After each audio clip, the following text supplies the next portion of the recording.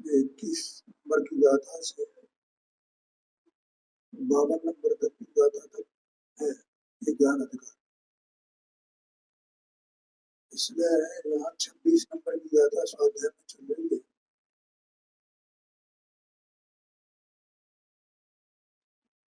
ज्ञान सर्वगत है, ये सिद्ध किया था। ज्ञान सर्वगत है, तो ज्ञान सर्वगत है तो आत्मा भी सर्वगत क्यों हुआ? तो आत्मा ज्ञान प्रमाण है, जितना ज्ञान है उतना आत्मा है। ठीक है, देखो ये अपन ने पहले कहा था कि आत्मा ज्ञान प्रमाण है और ज्ञान ज्ञेय प्रमाण है, ये बात है ना। तो ये आत्मा ज्ञान प्रमाण है और ज्ञान ज्ञेय प्रमाण है, तो इसका मतलब ऐसा नहीं समझना कि आत्मा ज्ञेय आत्मा ज्ञान प्रमाण है और ज्ञान ज्ञेय प्रमाण है, तो ज्ञेय आत्मामय हो गए, ऐसा नहीं समझना। ठीक है, क्यों नहीं समझना? तो आत्मा ज्ञान प्रमाण है, ये तो स्वरूप की अपेक्षा से है, स्वरूप है ना उसका। और ज्ञान ज्ञेय प्रमाण है, ये शक्ति की अपेक्षा से। मैं स्वाध्याय कर रहा हूँ इस पुस्तक का, इसमें भी ये बात आई। देखो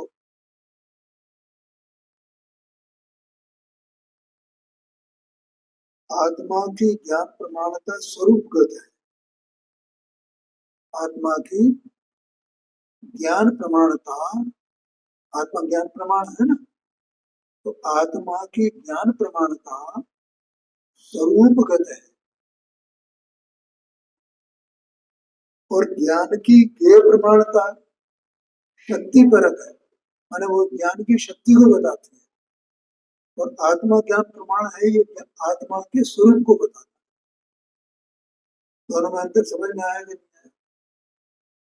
ज्ञान ये प्रमाण है, ये ज्ञान की शक्ति है, और आत्मा ज्ञान प्रमाण है, ये आत्मा ऐसा ज्ञान स्वरूप है, ये बात बतानी।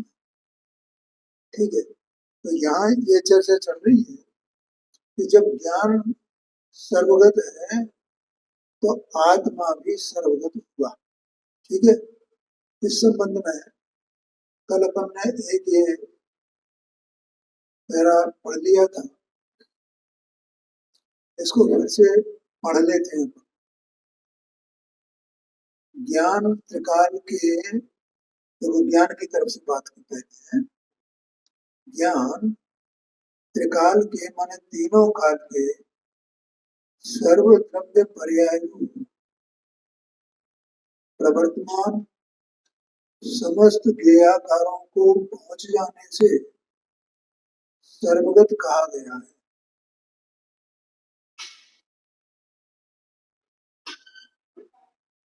इसको यहाँ से हटाई दो, लगा दो इसको, एक बेंच को इधर साइड में रखो, कोई निकलता है तो वो टकराता है,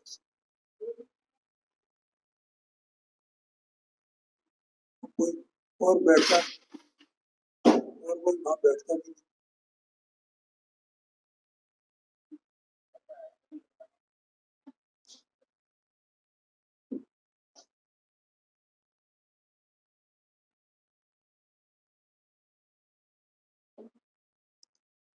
ज्ञान त्रिकाल के सर्वद्रव्य पर्याय प्रवर्तमान समस्त ज्ञेयाकारों को पहुंच जाने से सर्वगत कहा गया। ज्ञान को सर्वगत क्यों कहा गया? गत माने पहुंच जाना।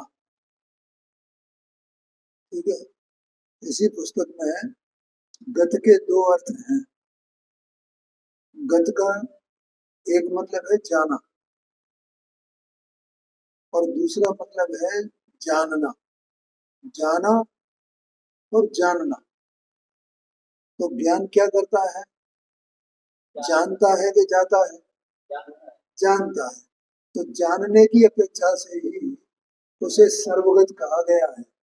लेकिन वो ज्ञों तक जाता नहीं है। गत के दो अर्थ हैं, ठीक है। तो यहाँ कहते हैं द्रव्य पर्याय रूप प्रवर्तमान समस्त ज्ञेय आकारों को पहुंच जाने से ज्ञान सर्वगत कहा गया है, और ऐसे सर्वगत ज्ञानमय होकर रहने से भगवान ऐसे हैं जो सर्वगत ज्ञान है, उस रूप ही तो है ना, उस रूप ही तो रहते हैं। कौन? भगवान।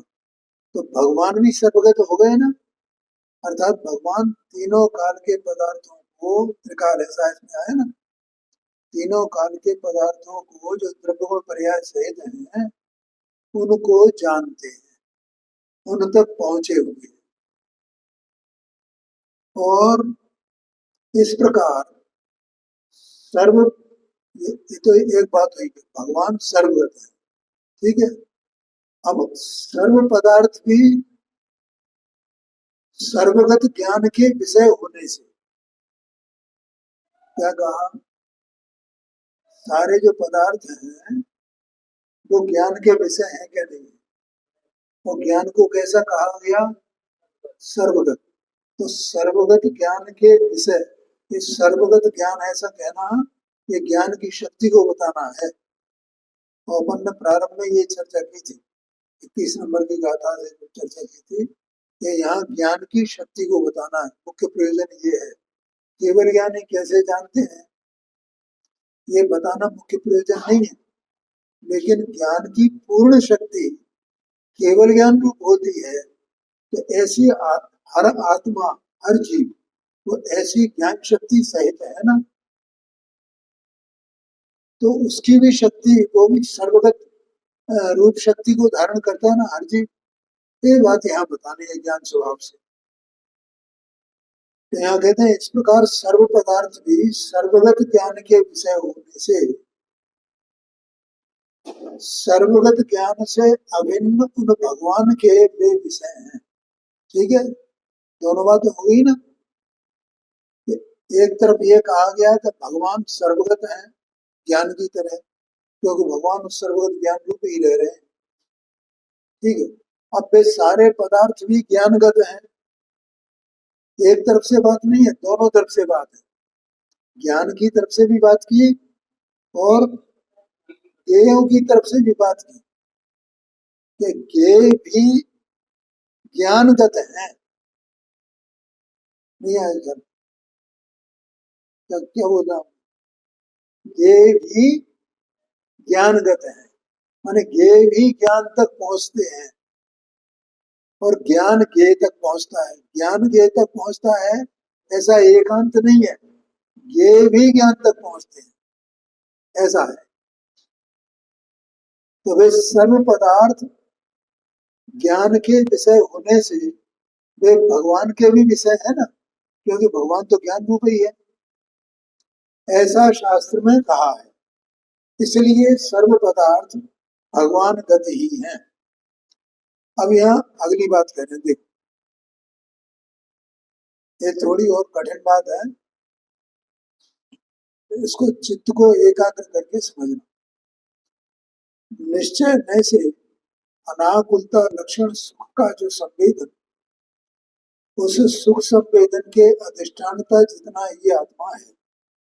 कल चर्चा हो गई थी, जैसे आत्मा ज्ञान स्वरूप है वैसे आत्मा सुख स्वरूप है। ठीक है, जैसे आत्मा ज्ञान रूप परिणमित होता है, केवल ज्ञान रूप परिणमित होता है, वैसे ही आत्मा, पूरा आत्मा, अकेला आत्मा, अकेला का मतलब देह मन वाणी राग से भिन्न, ऐसा आत्मा। अकेला आत्मा माने, हाँ जी, राग से भिन्न, कर्म से भिन्न, ऐसा पूर्ण स्वतंत्र अकेला आत्मा स्वयं सुख स्वभावी है ना। तो उसका परिणमन होगा तो कैसा होगा? सुख स्वभाव, सुख स्वभाव। और सुख का परिणमन होगा तो उस सुख का संवेदन भी होगा ना, या नहीं होगा? होगा। जैसे दुख का संवेदन होता है, जब आत्मा की अवस्था में दुख हो तो दुख का संवेदन होता है, वैसे ही आत्मा जब सुखरूप परिणत होता है तो सुख का संवेदन होता है। ठीक है। अब वो जो सुख का संवेदन होता है, और सुख सुख का लक्षण क्या है? अनाकुलता। आकुलता के अभाव रूप वर्णन करना। आत्मा एक स्वतंत्र सत्तावान पदार्थ है, उसका स्वभाव अनाकुलता है, आकुलता उसका स्वभाव नहीं है। अनादि से इस जीव ने आकुलता रूप वर्णन किया है और आकुलता को ही अपना स्वरूप माने बैठा है। अनाकुल स्वरूप इसने जाना ही नहीं है अपना, क्योंकि भेद विज्ञान के अभाव में अनाकुल स्वरूप नहीं जाना जा सकता है। जब भेद ज्ञान हो तब इसे अनाकुल स्वरूप का पता चले, ये मेरा स्वरूप तो अनाकुल है। क्योंकि परिणति में जो सुख दुख है कर्मोदय जन्य या इंद्रिय जन्य, ये मेरा स्वरूप नहीं है। ऐसा भेद ज्ञान हो तब वो जाने। ठीक है। तो ऐसा जो सुख स्वरूप परिणमित होगा तो ये सुख का संवेदन करे। और सुख कहाँ होता है और सुख का संवेदन कहाँ होता है, उसका आधार क्या है? कौन आधारभूत वस्तु है? कि आत्मा स्वयं ही उसकी आधारभूत वस्तु है। इसलिए अधिष्ठानता कहो या आधारभूतपना कहो, अधिष्ठानता जितना ही आत्मा है और उस आत्मा के बराबर ही ज्ञान स्वतत्व है। ठीक है। सुख भी स्वतत्व है और ज्ञान भी स्वतत्व है। उस निज स्वरूप आत्म प्रमाण को, आत्म प्रमाण ज्ञान को छोड़े बिना समस्त ज्ञेयाकारों के निकट गए बिना भगवान सर्व पदार्थों को जानते हैं। क्या कहा? देखो, दो बातें। एक तो भगवान अनंत सुख स्वरूप वर्ण में है, क्योंकि सुख का जो प्रतिपक्षी कर्म है ना, कौन सा कर्म है? सुख का प्रतिपक्षी कर्म चारित्र मोहनी। इस चारित्र मोहनी का अभाव हो गया भगवान, तो वे सुख रूप परिणत होते हैं और सुख का संवेदन भी उनके है। और भगवान ज्ञान प्रमाण है ना, आत्मा ज्ञान प्रमाण है, माने भगवान ज्ञान प्रमाण है। तो भगवान अपनी ज्ञान प्रमाणता से निरंतर सर्वज्ञों को जानते हैं, सर्वज्ञ तक पहुंचते हैं ना। तो सर्वज्ञों तक पहुंचते हैं, यहाँ ये कहा समस्त ज्ञेयाकारों को जानते हैं, लेकिन उनके निकट गए बिना और ज्ञान प्रमाणता को छोड़े बिना। क्या कहा? भगवान अपनी ज्ञान प्रमाणता को छोड़े बिना और उन ज्ञेयाकारों के निकट गए बिना। ये समझ में आ गया कि नहीं? यहाँ ज्ञेयाकार का अर्थ क्या है? ज्ञेय है ना, यही यहाँ ज्ञेयाकार कहे गए। वो द्रव्य गुण पर्याय रूप वर्ण में है ना, तो उन्हीं को उनका ज्ञेय का आकार कहा गया।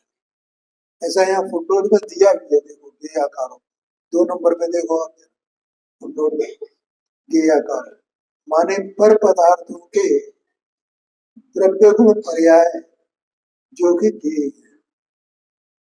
यह ज्ञेयाकार परमार्थतः आत्मा से सर्वथा भिन्न है। कल मैंने दृष्टांत भी दिया था, जैसे ज्ञानावरणादि 8 कर्म में से 4 कर्म तो भगवान के नहीं है, घातीय कर्म। अभी 4 अघातीय कर्म शेष रहे। तो अघातीय कर्म कहाँ निबद्ध है? आत्मा के प्रदेशों में। भगवान जो है ना असंख्यात प्रदेशी, तो उनके प्रदेशों में ही निबद्ध है ना। लेकिन ज्ञान उनको स्पर्श करता है क्या? तो ज्ञान उनको स्पर्श किए बिना, उनमें गए बिना वे भगवान अपनी ज्ञान प्रमाणता से ज्ञान प्रमाणता को छोड़े बिना और ज्ञेयों के निकट गए बिना उन सब ज्ञेयों को जानते हैं, ऐसा आशय है। निश्चय में से, ठीक है, क्या कहा, निश्चय में से भगवान उनको जानते हैं। अब जानते हैं का मतलब क्या हुआ, जानने का मतलब मैं कई बार बताता हूँ।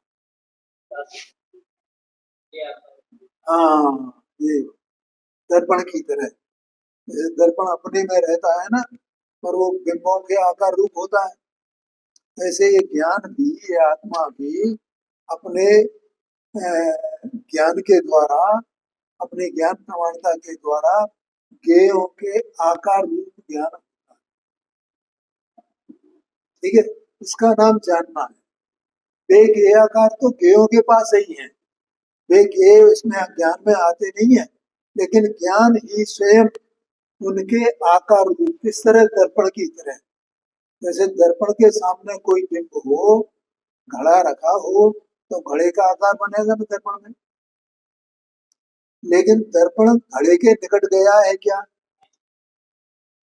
तो घड़ा दर्पण के निकट आया है क्या, तो वो दर्पण किस प्रकार से उस घड़े के आकार हुआ है, कि अपनी स्वच्छता, जो उसकी शक्ति है, उस स्वच्छता प्रमाणता को धारण करके वो घड़े के आकार रूप होता है।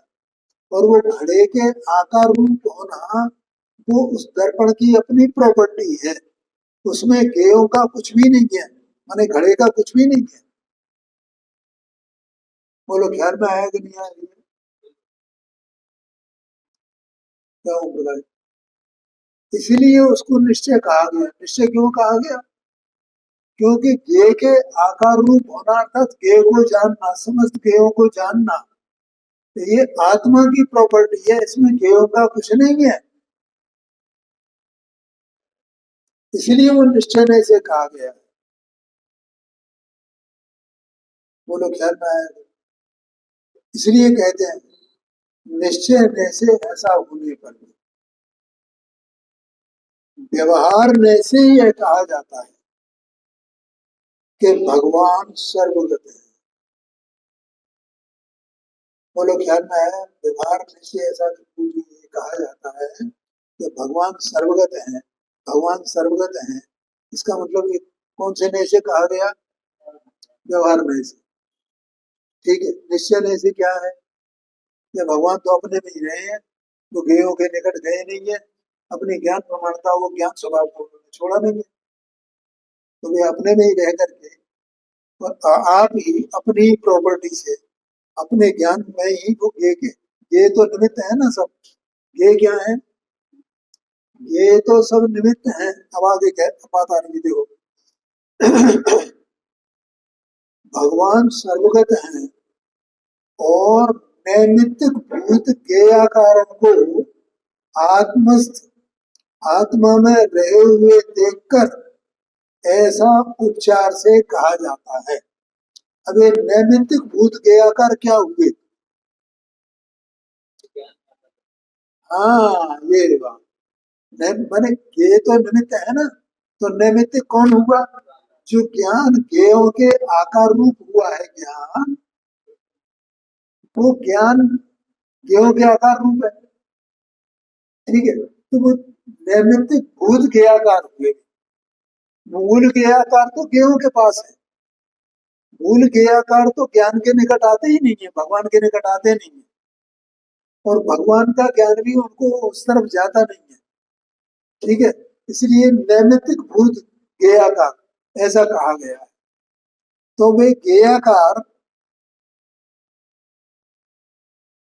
ज्ञेयाकारों को आत्मस्थ अर्थात आत्मा में देख करके, अर्थात आत्मा का वैसा प्रगमन देख करके, आत्मा में वैसे आकार बने हैं, इसलिए ऐसा उपचार से कहा जाता है कि सर्व पदार्थ आत्मगत है। जानना है, उपचार माने व्यवहार। देखो दो बातें हो गई, कौन कौन सी दो बातें हैं, पहली बात तो ये कि भगवान सर्वगत हैं, ये व्यवहार नहीं की बात है, वास्तव में तो भगवान सर्वगत है ही नहीं, इसका मतलब ये हो गया ना, निश्चय से भगवान सर्वगत नहीं है, ऐसा समझना। व्यवहार से ऐसा कहा जाता है, निश्चय नहीं से भगवान सर्वगत क्यों नहीं है? क्योंकि भगवान तो अपने स्वरूप में ही रहे हैं, वे अपने स्वरूप को छोड़ करके ज्ञेयों के निकट नहीं गए हैं। ठीक है, इसलिए निश्चय से तो ऐसा ही है? लेकिन व्यवहार से ऐसा कहा जाता है कि भगवान सर्वगत है। एक बात इसी प्रकार से निश्चय से है तो ज्ञेयाकार है ना, जो ज्ञेयकार ज्ञेयाकार रूप से ये ज्ञान परिणमित होता है, लेकिन ज्ञेय तो ज्ञेयों में ही रहे हैं, ये ज्ञेय यहाँ आए ही नहीं है। लेकिन ज्ञान में जो ज्ञेयाकार बने हैं नैमित्तिक भूत, उनको देख करके ऐसा व्यवहार से या उपचार से कहा जाता है कि वे सारे ज्ञेय आत्मगत हैं, ज्ञानगत हैं, भगवानगत हैं। ध्यान में आया? समझ में आ गया भैया? एक ही उपचार से दो उपचार हो गए ना यहाँ पर, एक तो ज्ञान की तरफ से उपचार और एक ज्ञेयों की तरफ से उपचार। वास्तव में तो वे सब ये अपने में रहे हैं और ज्ञान अपने में रहा। ज्ञान अपनी प्रॉपर्टी से परिणमित होता है और ये अपनी प्रॉपर्टी से अपने में परिणमित होता है।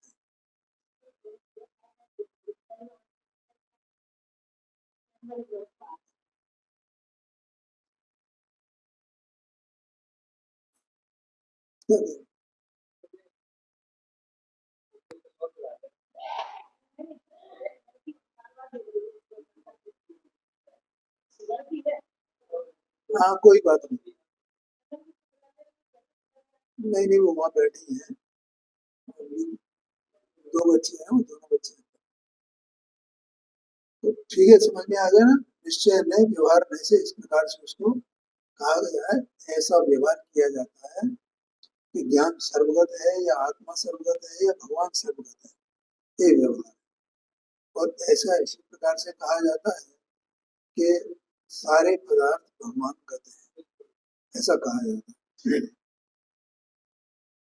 परंतु देखो, अब कहते हैं परंतु परमार्थतः उनका एक दूसरे में गमन नहीं होता। वे दोनों एक दूसरे में गमन नहीं करते।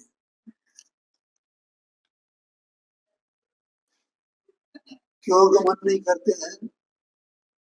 क्योंकि सर्वद्रव्य स्वरूप निष्ठ है। सारे पदार्थ कैसे हैं? स्वरूप निष्ठ, माने अपने अपने स्वरूप में रहने वाले। जितने ज्ञेय हैं वे ज्ञेय सब के सब अपने स्वरूप निष्ठ हैं, और जो ज्ञान है भगवान है वे अपने स्वरूप निष्ठ है, ऐसा कहते हैं। अपने अपने स्वरूप में निश्चल अवस्थित है। आगे इसमें 152 नंबर की गाथा आई है, उसमें सबके सब पदार्थ अपन पढ़ चुके हैं, उसको स्वाध्याय कर चुके हैं। उसमें कहा है ना, सारे पदार्थ अपने स्वरूप अस्तित्व में निश्चित है।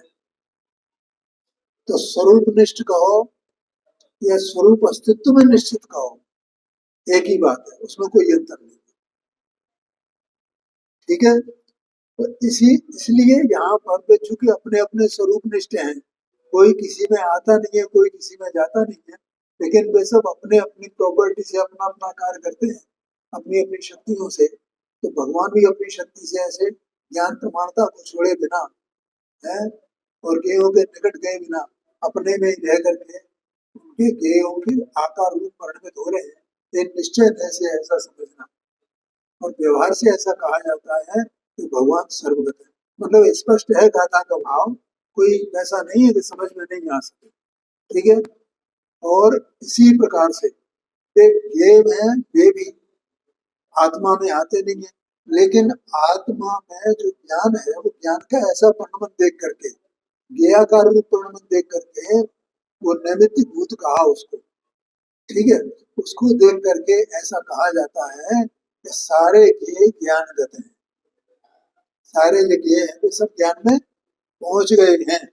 पहले तो अपन ने बताया था ना, 200 नंबर की गाथा में ये बात आई थी कि वे सारे ज्ञेय जो पूरा विश्व लोक सब ज्ञान में डूब गया है, केवल ज्ञान है, चित्रित हो गया है, निमग्न हो गया है, जैसे कीलित हो गया है, ऐसा आया था ना। तो इस प्रकार से वो ज्ञान में ज्ञात होते हैं ऐसे पदार्थ सब। तो वो सब अपने अपने स्वरूप में रहे हैं, तो ये व्यवहार से कहा जाता है कि भगवान सर्वगत है और सारे पदार्थ भगवानगत हैं, ऐसा व्यवहार से कहा जाता है।